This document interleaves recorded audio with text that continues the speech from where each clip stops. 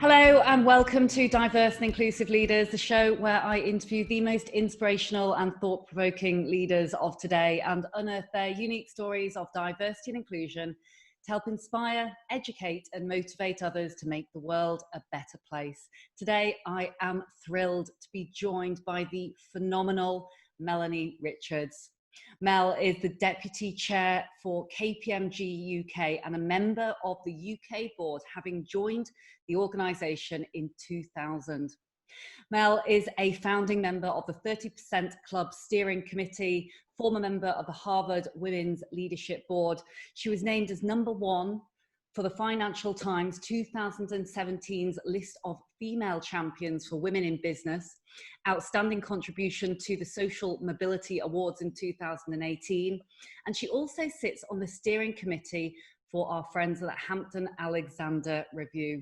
She is a passionate advocate for diversity, inclusion and belonging, in particular gender equality and social mobility. And it's a pleasure to have her here today to speak a little bit about her personal career, how she came to be where she is today, and also unpick some of the bones and the detail around some of her key passions for some of the named areas of D and I and B that we've touched on already. Mel, welcome to the show. Thanks very much, Leila. Thanks for having me.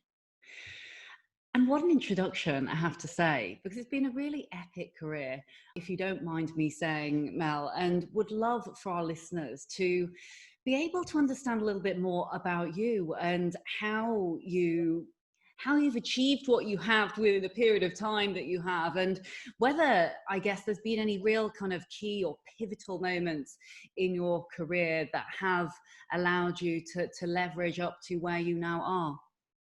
Well, thanks very much, Leila. And what I should say to you is that, you know, when you've been working for 38 years, distilling it into a few short minutes is always a bit of a challenge.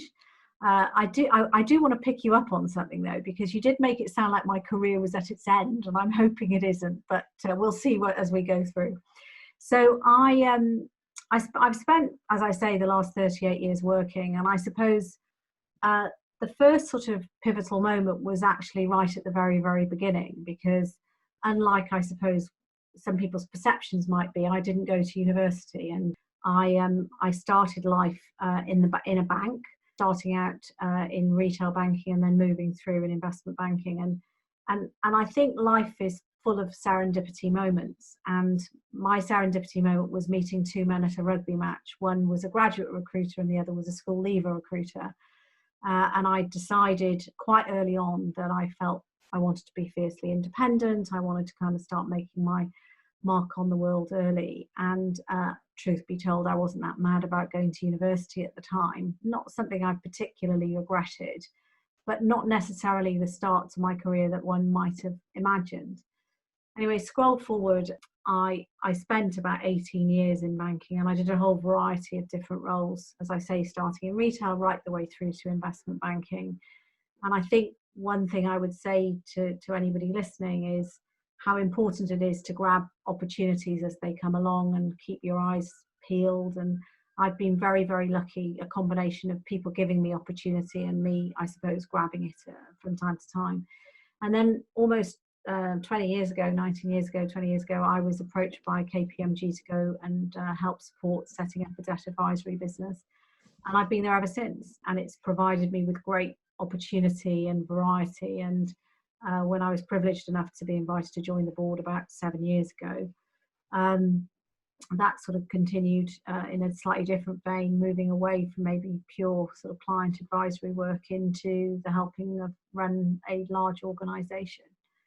So that's me, and along the way and you were kind enough to list some of the things that I've been involved in, and I have, you know, great people that I've worked with along the way, whether it's colleagues in the 30% Club or alongside people in the Hampton-Alexander Review that have provided additional opportunity, and I'm very grateful for all of that. That's absolutely remarkable. And I think the work in particular of the Hampton-Alexander Review, as well as the 30% Club, has really made such a huge difference. And I wanted to ask, because you mentioned there a little bit about your personal life. You hadn't gone to university as many people might have presumed. And also, back a number of years ago, gender equality wasn't where it is now, pre the existence of brilliant initiatives like and organisations like the 30% Club and the Hampton-Alexander Review. How did you find that in some of the formative days? And, in particular, I think for those who are coming up the rungs in the corporate ladders, the world looks very different to how it perhaps did some time ago. Yeah, and look, what I'm about to say isn't to kind of suggest this is how everybody should go through life, but I suppose I'm a product of a generation where I often was the only woman in the room, or very often, certainly a minority. And one of the things that when I look back and reflect, which, you get an opportunity to when people ask you questions like this, and I've really thought about it, and I think I benefited hugely from, I know it sounds ridiculous, not noticing that I was a woman, or not noticing that there maybe were barriers that I should have thought were there. And I feel very blessed on that front, because I also know the struggles of women, and sometimes the environments they're in can have huge impacts on them. And why I feel blessed is that, I kind of went through a kind of early part of my career, not particularly, or maybe deliberately not noticing what was happening around me. And I don't make that a recommendation for life, but I do think it helped me.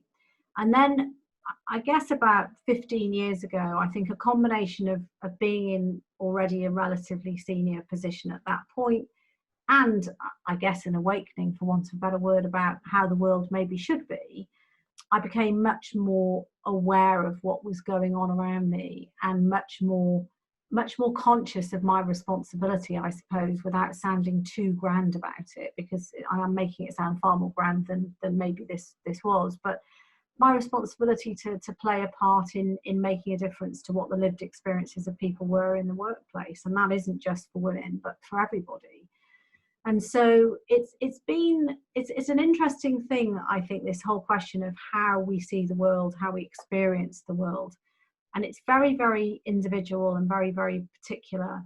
But I do think that my consciousness kind of came to the fore, and now I'm super conscious of what goes on around me.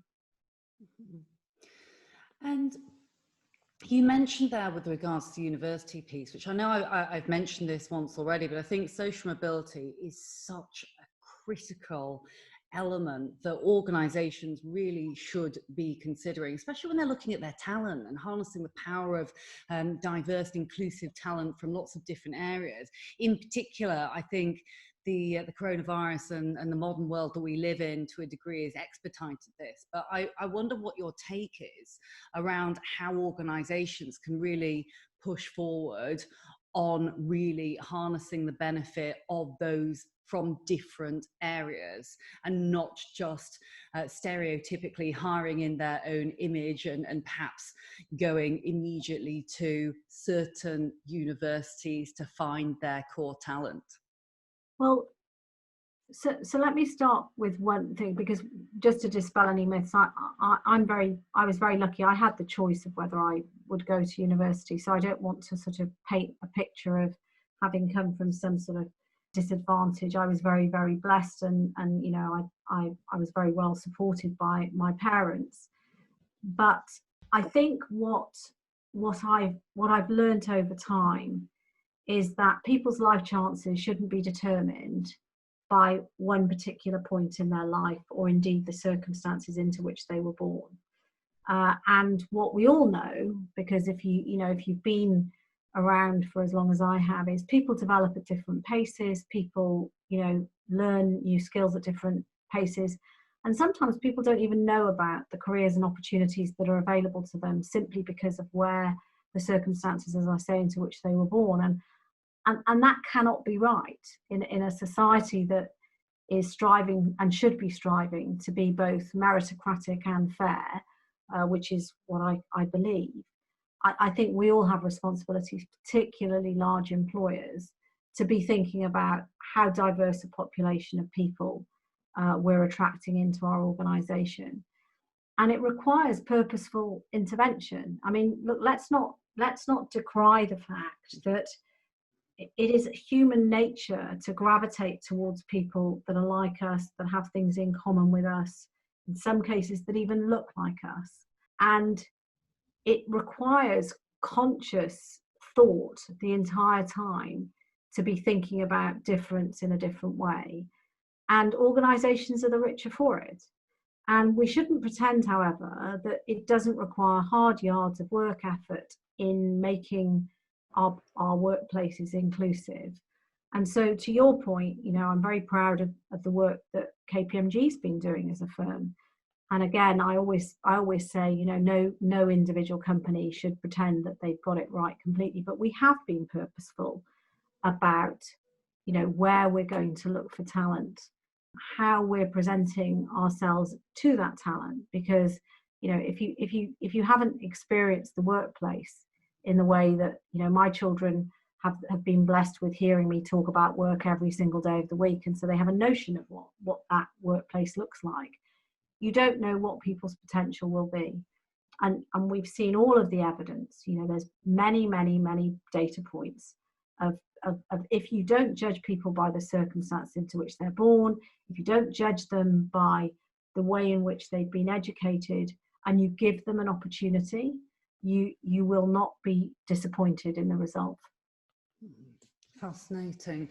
And what's really interesting there is, I think, and again, we could have a whole conversation around bias for definite, and whether unconscious bias training does or doesn't work. But at the end of the day, we do all have this bias. And so at least if we can sense check ourselves, almost not to judge that book by its cover, and to actually encourage individuals to engage over and above and below surface level, to really understand the depth of character and perhaps the idiosyncratic details that one can bring to the table. That is what is truly important.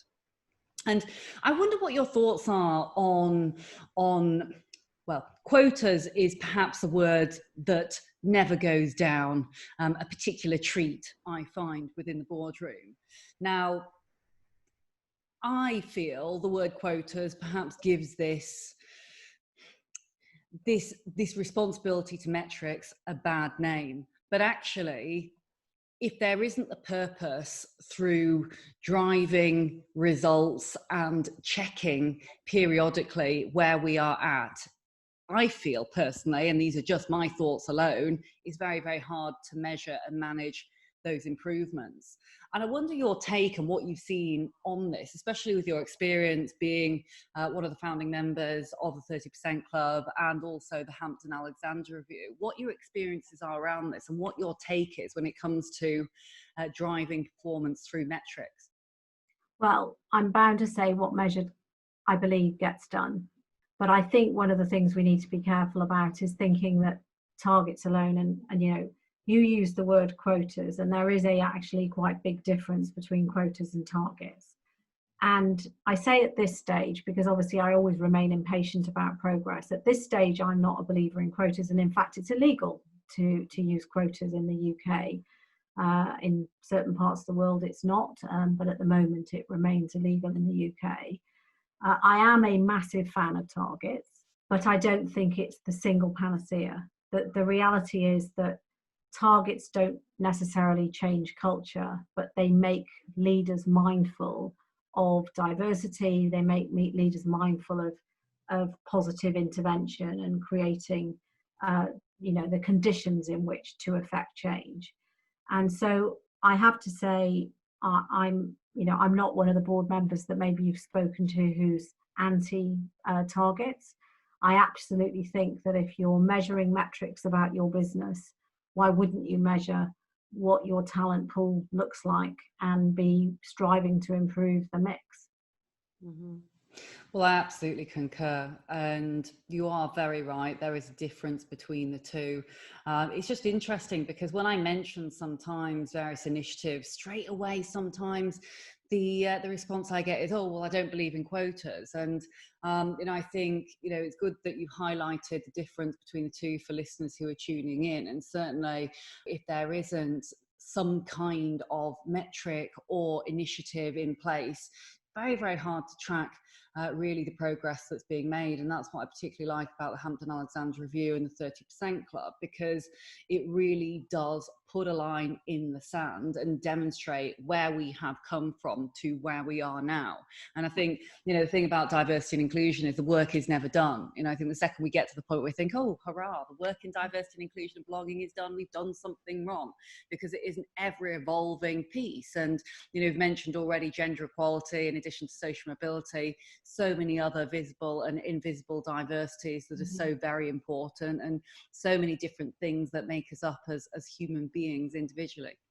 I mean, I think one of the challenges with targets is that, some of us don't self-identify in any particular one group. I happen to be a woman, but I happen to have other qualities, like I didn't go to university, or I'm white, or whatever it is that we self-identify as. And I think sometimes when people are against targets, they worry about the fact that it doesn't capture the intersectionality. And I don't disagree with that. But equally, if we don't start somewhere and have targets around, and at KPMG, we actually instituted targets some years ago on every aspect of diversity. We didn't stick at gender, we covered ethnicity, disability, sexual orientation. And it's had its challenges, and I won't pretend that it's been the complete panacea for making progress, but it's certainly been a component of making sure that there is a conversation and that people are having to be thoughtful and mindful about what they're doing. The other reason I think, Leila, that people feel uncomfortable about targets is because we all want to believe we operate in a meritocracy, particularly in an organisation where maybe we've succeeded already or have relative success. And it challenges those notions to institute targets, because it suggests whatever went before wasn't as meritocratic as it should have been. And adjusting to the notion that we can't possibly be working in a meritocracy where all people aren't appropriately represented is very, very, very hard for both at an individual and an organisational level to accept. Mm-hmm. Absolutely. And I know from first-hand experience, having the opportunity to speak with some of the great people within KPMG, not only yourself and a number of the other exceptional partners, that there's a lot of great work around different aspects of D&I. And I've even sat on a panel before with one of your young and up-and-coming grads who was championing a reverse mentoring program, which I just think is absolutely brilliant. I wonder, what have been some of the key initiatives that have worked best, or some of the things that you've been most proud of throughout your time at KPMG and perhaps other businesses as well, in terms of D&I initiatives, and perhaps versus even some of the things that have been most challenging, because D&I and B is, it's not a walk in the park. There's a lot of relentless driving and repetition involved to really get everyone on board. There's no one silver bullet. No, I mean, I do get slightly apprehensive about answering this question, because it would suggest that I think the work is done. And I think you said on the way through, the work is never done. I mean, the work won't be done until we're not having to have a conversation about inclusion and what is it that we're trying to do. So I'd sort of preface everything that I say with that. I think for me, setting targets is critical, because I think it does signal where it is on the agenda. But I don't think you can replace the kind of relentless focus from leadership teams on it, and an understanding that we're all continuing to learn, and being willing to learn and recognizing when we don't get things as right as we should. And I think, you've referenced things like reverse mentoring. I suppose one of the things I'd say is breaking it down into analyzing recruitment, retention, progression, and attrition, and making sure you understand every aspect of that. is what is really telling. And the best moments I've certainly felt that we've had are when we've got underneath, and of course you would say that, I mean, I work in a firm where people love a number and you've got to give them some analysis, but actually analysis and evidence that people say, well, no, I don't necessarily recognize that, is a very powerful tool by which to affect change. Because we all have, if this isn't a bias point, we all have our own version of why things are the way that they are.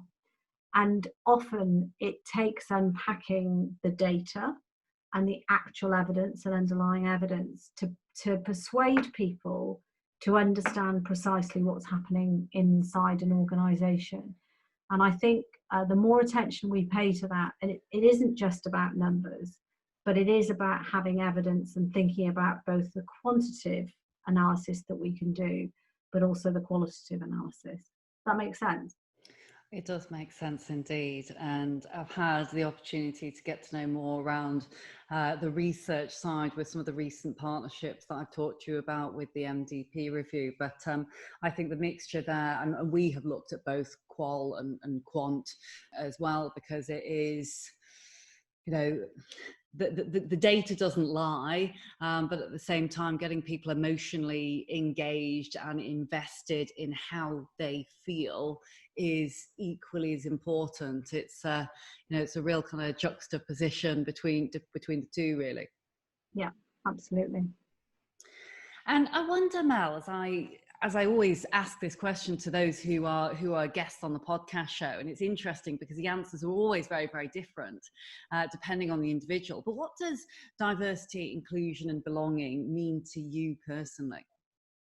I always, it sounds like I don't have a kind of like a 20-second answer. And I do think, I think for me, I always land on, I like it, Leila, when you use the word belonging, because I think that sums up for me what diversity and inclusion are about. I don't think they're three separate things. I think it's about if you think about it in an organizational context, it doesn't matter who you are or where you come from or where you started or what your status is, that you have a sense of belonging in that organization and feeling that you are included. So those two words are more important for me than diversity, which I wouldn't want anybody to think that I'm diminishing the significance of having a diverse workforce or diverse group of people to debate issues or to problem solve or collaborate. I absolutely believe that is the foundation of great teams. But for me, diversity, inclusion and belonging come first in some respects. And I think for a long time we talked about diversity and the merits of diversity, which of course abound, and we could talk about that forever. But without inclusion and belonging, diversity is pointless. Mm-hmm. I concur, and I think and again, you said you could talk about this forever. I absolutely could as well. I think everyone can relate to that feeling of belonging. Diversity is great because it breeds innovation and all of those great things, so we don't end up with groupthink. Yet if we don't feel we belong, then how can we then be included and ultimately look at all the different avenues that diversity can bring? So it's a mixture of all of them together. Yeah, I think we can all relate to a time in our careers perhaps, or even in our personal lives, where we felt that we haven't actually belong in that place at that moment in time. And I think when we kind of think back to that time, and my next question was actually, I wonder whether there's been a time where you've ever felt like this, or how that has made you feel. But it makes the inclusion agenda far more broad, if that makes sense. Yeah, I mean, look, I think that sometimes inclusion and diversity is seen as a people function thing, depending on the maturity of the organization. And I actually just think inclusion is about leadership. And I think it's about how do you get the best out of people.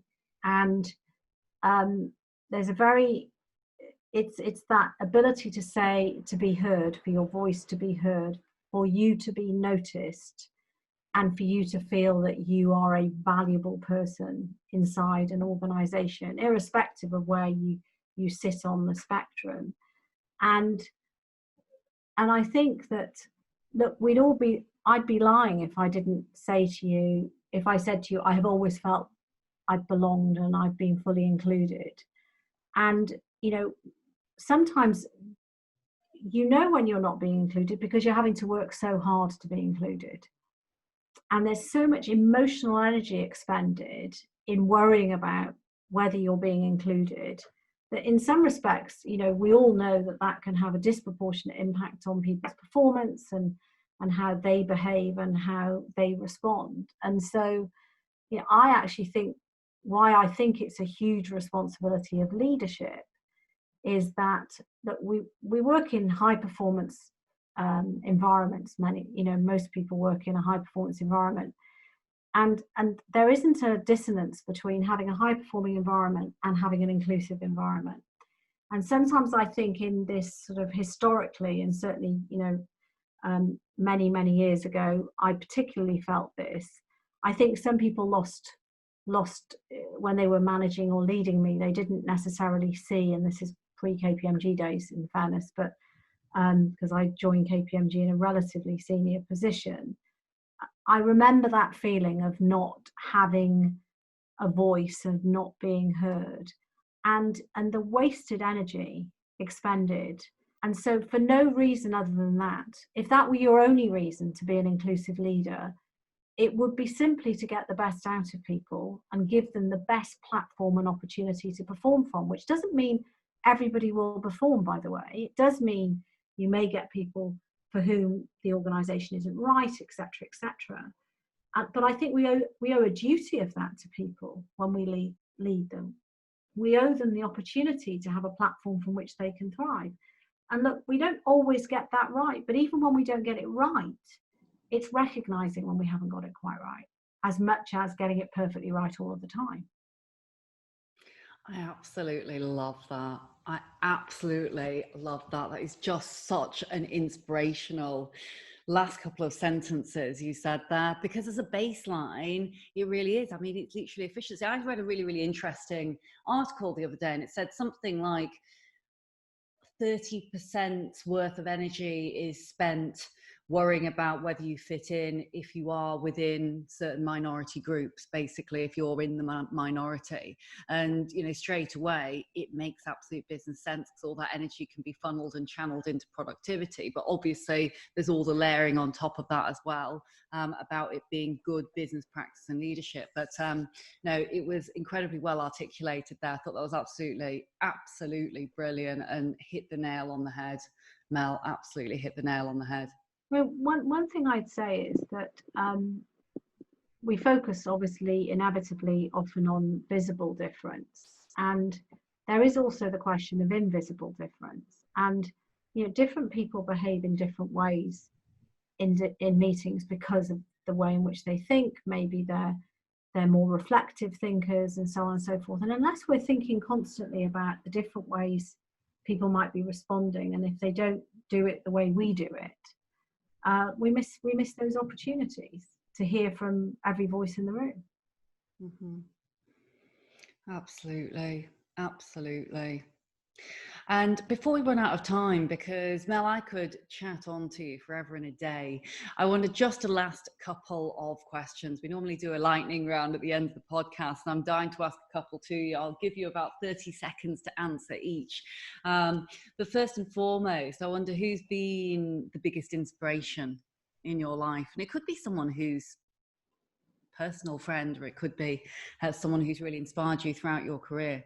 Well, I always, whenever I get asked, who are your mentors, who's inspired you? Of course, there's never just one person in one's life, but I have a very old school friend. She won't thank me for calling her old, but we're the same age. We've known each other since we were 6 years old. Our lives have taken very diverse routes. She gave up work relatively early, having had children, and she's stayed off work And as you've described, I've worked all the way through, and I've got 2 kids as well. And she inspires me because she's the fairest person I know, the most, and I'm feeling funny about saying because I feel so much for her, but she's one of the fairest person I know, the least judgmental person I know, and she's taught me a lot about that. She's also the calmest person I know in a crisis, and she's also the most honest person. And I don't think you can beat all of those qualities. And having a friend who will be that person for you is you know, I'm hugely blessed. And you know, in a sense, I could have named all sorts of people, and there are lots of other people who probably know who they are, who have been equally an inspiration, but you ask for one and she's my one. And her name's Helen, by the way. Helen, you sound like you've got the best qualities ever. Please introduce me. And what about, this is quite a big question actually, but what about your secret to success? Oh, I don't know what you want me to do with this question, Leila, because I don't know that there shouldn't be any secrets about success. I mean, this isn't about keeping things to yourself. I suppose I think one of the things I would say, and I think actually is more important today than it's ever been, is you have to be hardworking. Okay, look, there's no replacement for hard work, I'm afraid. But once you get past that as a kind of hygiene of that's kind of life and that's how it rolls, and that isn't about presenteeism or doing lots and lots of hours. It's about genuine dedication, focus. All of those things need to be present. I would put curiosity really high on the list. And the reason I say I think it's even more important now is, you know, 38 years ago when I started work, it was you could see the path, right? And you, maybe it had its own challenges, but the world wasn't changing at the pace that it's changing now. The expectation of your ability to adapt, I just don't think that bar was as high. And so I think it's a responsibility for all of us, no matter how big or small the organization we're working in, or what ideas or attitudes we have. I think we have to be curious about the world and continuing to learn, because that is what I think is expected now, but B, gosh, that makes life so much more fun. And you know, if you're not expecting people to pull on you, but you're pushing on them, you know, with a curiosity and an inquisitive nature, then you know, you won't progress. Have you any regrets at all? God, loads, of course. I don't know. I don't have any big regrets, right? I genuinely don't have any big regrets. I feel very, very blessed at this point. I feel very blessed. But when I say I have loads, is I think it's not so much about whether you have disappointing moments. I don't think you should let those define you. I think you need to define yourself by how you've responded to that, not by whether they were disappointing moments. So I think anybody who's being honest will say that they have regrets or they wish they'd done something slightly differently. But the question is what you do about it. And sometimes you can't go back and change what's happened, but you can change what's going to happen in the future and learn from that. Indeed.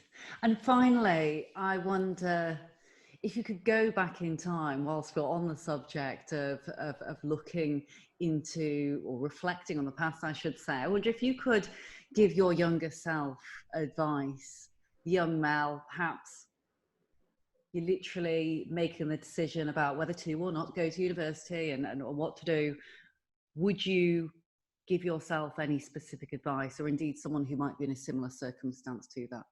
So a few, it's probably getting on for a few years ago now, I read a HBR article, and I thought it perfectly, in 3 words, summarized for me what I kind of know now and wish I'd known then, which was to calibrate, don't catastrophize. And what I mean, I think it speaks volumes, but I think as in my early part of my career particularly, I know that I would instantly go to the worst possible scenario and then probably expend way too much energy pulling myself back into actually getting things into perspective. And I'd like to think hopefully that I'm a lot better at that now, but I do wish that, and it's very, very hard because, you know, as you get older, you get more experiences to feed off, and therefore the calibration probably does get easier just simply because you've seen more things. But I do wish somebody had sat me down and said, look, it's never quite as bad as it ever seems, you know, and keep things in perspective at all times. And the other thing I'd say is take some risks. I think, I mean, look, there may be people out there listening to this podcast who are the biggest risk takers, and me saying take more risk is not a good piece of advice for them. But my experience of people is that a lot of the time we hold back from things because we think there's more risk associated with it than there ever will be. And so I would combine those two things and say, calibrate, don't catastrophize, and take a bit more risk. What a great way to finish the podcast. Some brilliant nuggets of wisdom there. I love the piece on risk, actually, I must say. And again, a friend who perhaps won't thank me for mentioning her here.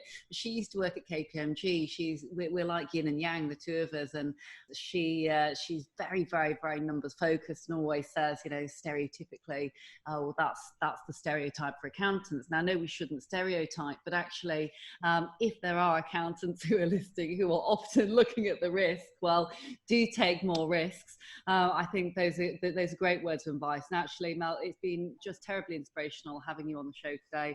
You know, as I always do, give a summary, you know, of some of the key learning points. I think there has been many, and frankly, could have talked to you for much longer than this short period of time because, you know, to a degree, we've only just scratched the surface. But I think there's some really useful pieces there for leaders, not only when it comes to being curious and being inquisitive, but I think also for stepping up to the plate, taking the risk sometimes, you know, and putting the head above the parapet and really trying to look back with as fewer regrets as we possibly can. But also touching upon the complexities of diversity and inclusion and some of the key passions that you have. I think that's been exceptional, in particular target setting and really making sure that as leaders, whomever you are listening into this podcast, whether you are a chief exec or a graduate about to climb that career ladder, actually make the most of all those different opportunities, make the most of all the different individuals around you and tap into